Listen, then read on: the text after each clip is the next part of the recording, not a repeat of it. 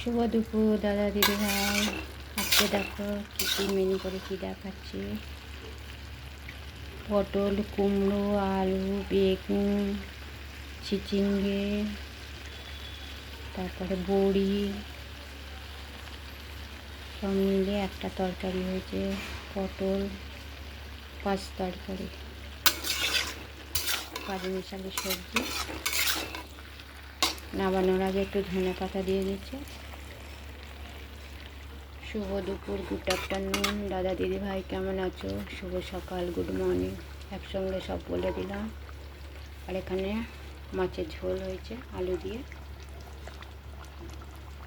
পেঁয়াজ দিয়ে, আলু দিয়ে হালকা করে ঝোল হয়েছে। নামানোর সময় ধনে পাতা দিয়ে দিয়েছি।